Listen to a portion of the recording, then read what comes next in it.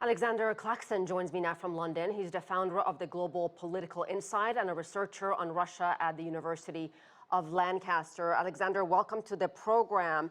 It seems each side had different expectations, different priorities, and really different agendas going into this meeting between China and the EU. EU wanted to talk about Ukraine.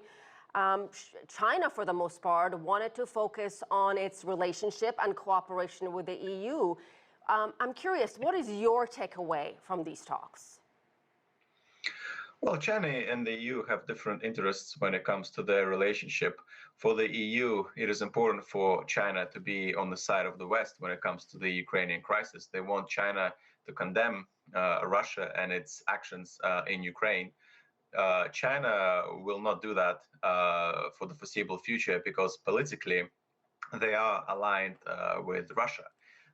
China has obviously stated that they blame at least somewhat the United States, and particularly its activity of spreading NATO towards Russia's border as one of the reasons for the Ukrainian crisis.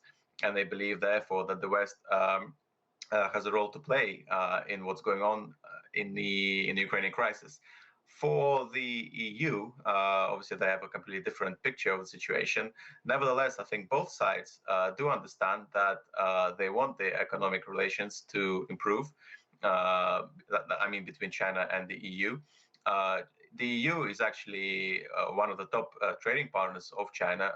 For example, the trade is around sort of 12-13% between China and the EU. In comparison, it's only about 2.5% between China and Russia.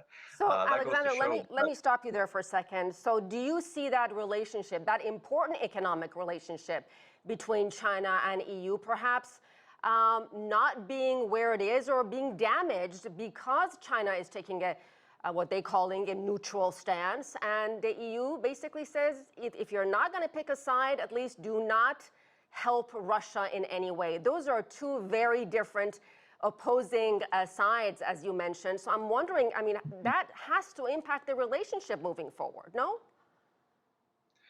Well, it might do somewhat, but for the EU, the economic relationship with China is also quite important. As I just said, the trade turnover between the two sides is quite extensive. In fact, the economic relationship between China and the EU is actually more than between China and the United States, for example. I think, as you rightly say, for the EU, their main priority will be to ensure that China does not provide any financial and especially military aid to Russia. Okay, go ahead. Yeah, well, I really want to also get to, because we don't have that much time, I want to talk about a piece you wrote for Modern Diplomacy a few months ago. You basically said you don't believe Russia was going to invade Ukraine. I want to put up a quote, and you said, while such claims make for sensationalist headlines, a deeper examination of the situation leads to the conclusion that Russia will not invade Ukraine.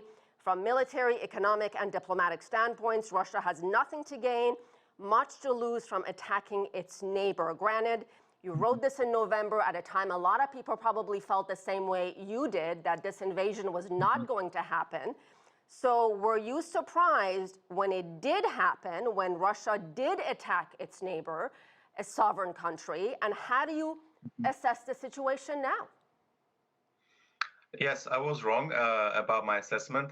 At the same time, all the reasons that I put forward as to why Russia will not invade Ukraine, I think they still stand.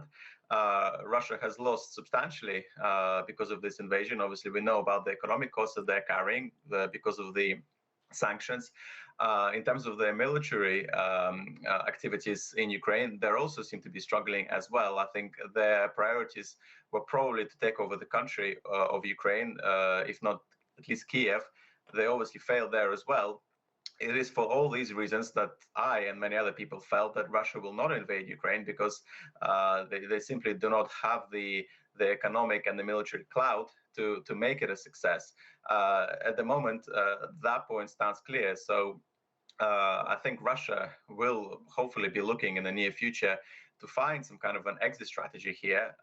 Obviously, the talks between the two sides are going on, but perhaps we'll see some kind of a conclusion in the next few weeks or months to this conflict. Yeah.